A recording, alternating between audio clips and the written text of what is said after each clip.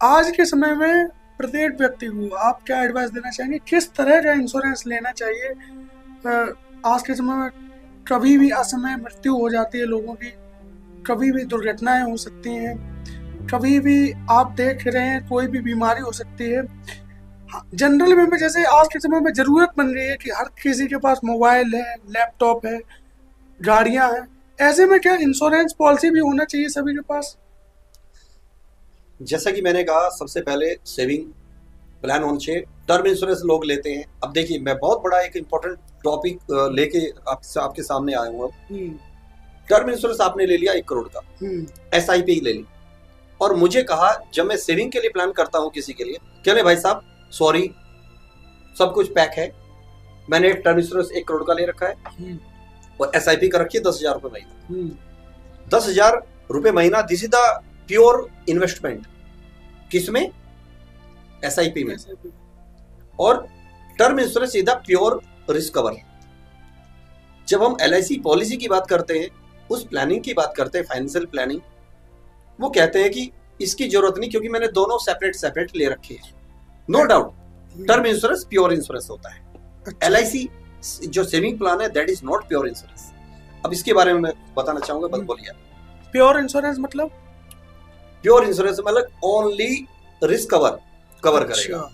अब मैं कहता हूं कि आपने टर्म इंश्योरेंस ले लिया 1 करोड़ का, धीरे धीरे बढ़ता गया टाइम, और बच्चे हायर एजुकेशन के टाइम पे पहुंचते हैं, और उनकी 12वीं चल रही है और 11वीं और 12वीं स्टैंडर्ड में वो पढ़ रहे हैं।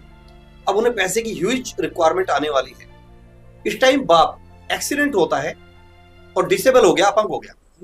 मैं पूछना चाहता हूं, क्या टर्म इंश्योरेंस अपंगता होने पर क्या सपोर्ट देगा? उनके बच्चे पढ़ेंगे कहां से? घर कैसे चलेगा? उसका इलाज कौन कराएगा? उसके बीड़ी माचिस के खर्चे कौन देगा? बीवी तो नहीं देगी उसे बीड़ी का खर्चा, दारू का खर्चा। उस आदमी को जिसने सारी जिंदगी शानदार लाइफ जी थी, वो 15 लाख के पैकेज के सामने 15 रुपए का नहीं रहा। इवन 15,000 रुपए महीने दवाई का खर्चा बीवी के सर पे उसने रख दिया, और बच्चों की सारी फीस की उससे पल्ला झाड़ लिया उसने, बिकॉज डिसेबल हो गया, वो तो अपंग हो गया। ऐसे में टर्म इंश्योरेंस जब काम नहीं होगा, यहां फेल हो गया, तो फाइनेंशियल प्लानिंग में कैसे कह सकते हैं कि term insurance is the best tool? ज्यादातर लोगों ने टर्म इंश्योरेंस करा लिया है। यंग जनरेशन को एजुकेट प्रॉपर नहीं किया जा रहा है। अच्छा। उन्हें बोला जा रहा है कि सेपरेट, आप एक रिस्क कवर को सेपरेट करें, इन्वेस्टमेंट को सेपरेट करें। अब SIP की बात ले लें, उन्होंने रिस्क कवर को सेपरेट किया। 10वीं क्लास में बच्चा पढ़ रहा है आपका, उसे MBBS डॉक्टर बनना है, आप जिंदा हैं और कमा रहे हैं और हेल्दी हैं, तो कर्जा लेके, कर्जा मिल भी जाएगा, कर्जा उतार भी देंगे। मगर मैं पूछना चाहता हूं, यदि आप डिसेबल हो गए तो आपको कर्ज देगा कोई? नहीं देगा। उधार देगा कोई? नहीं देगा। रिश्तेदार कोई देगा उधार? नहीं देगा। सवाल आता है, वापस कैसे लौटाएगा? ऐसे में पत्नी निकलेगी कमाने। अब पत्नी का स्टैंडर्ड क्या है पढ़ाई का?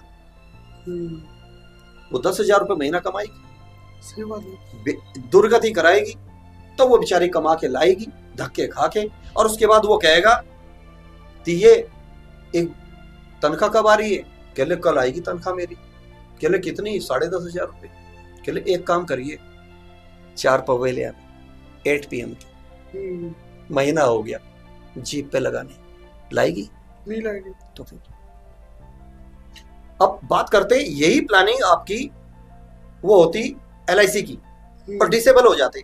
आपने आज 10,000 की किस्त भरी, सेविंग कर रहे हैं हम, आपको 70 लाख देंगे 25 साल बच्चे की शादी में। उससे पहले 25 लाख रुपए इमरजेंसी फंड की तरह से आप यूज कर सकते हैं।